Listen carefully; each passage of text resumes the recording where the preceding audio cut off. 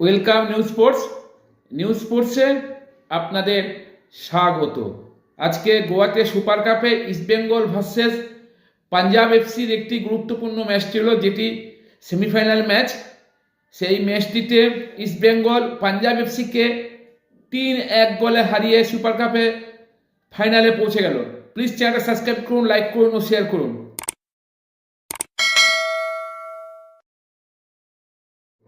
আজকে ইস্টবেঙ্গল ভার্সেস পাঞ্জাব এফসির যে সুপার কাপের যে সেমিফাইনাল ম্যাচটি ছিল, সেটিতে কিন্তু ইস্টবেঙ্গল পাঞ্জাব এফসিকে 3-1 গোলে উড়িয়ে দিয়েছে।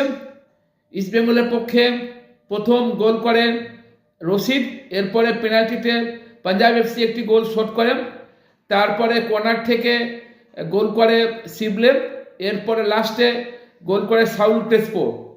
এই 3টে গোল করার পর ইস্টবেঙ্গল কিন্তু এরপরেও ভালো খেলেছে, আরও গোলের অনেকগুলি সুযোগ পেয়েছিল ইস্টবেঙ্গল, কিন্তু সেই সুযোগগুলো কাজে লাগাতে পারলে হয়তো আরও বেশ কিছু গোল ইস্টবেঙ্গলের পক্ষে হতে পারত। কিন্তু এর মধ্যে একটি খারাপ খবর আছে। ইস্টবেঙ্গল বিপক্ষে যখন পাঞ্জাব এফসি একটি পেনাল্টি পায়, সেই সময় ইস্টবেঙ্গলের যে কোচ অস্কার বুজন, তিনি কিন্তু একটু রাগারাগি করার ফলে রেফারিটাকে প্রথমে ইয়েলো কার্ড, এরপরে লাল কার্ড দেখিয়েছে। এর ফলে ফাইনাল ম্যাচে কিন্তু অস্কার বুজক ইস্টবেঙ্গল পাবে না।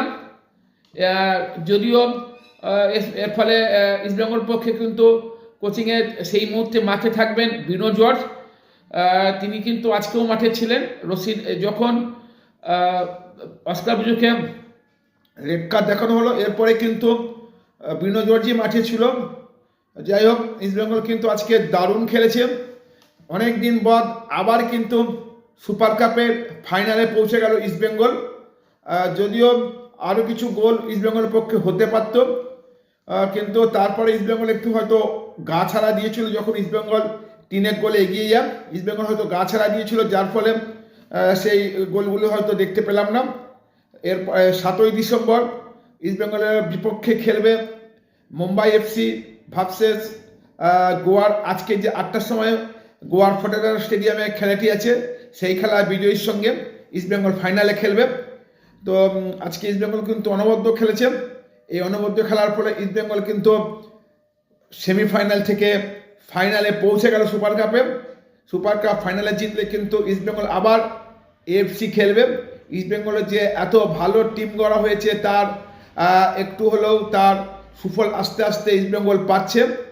ডুরান্ডের যে সেমিফাইনালে যে একদম বিশাল মিস হয়েছিল, বা আইএফএ শিল্ডের ফাইনালে ইস্টবেঙ্গল যেমন মোহনবাগানের কাছে হেরে গেছিল, সেই ভুলটা যেন না হয়, সেই দর্শকরা সেটাই চাইছে মনে মনে।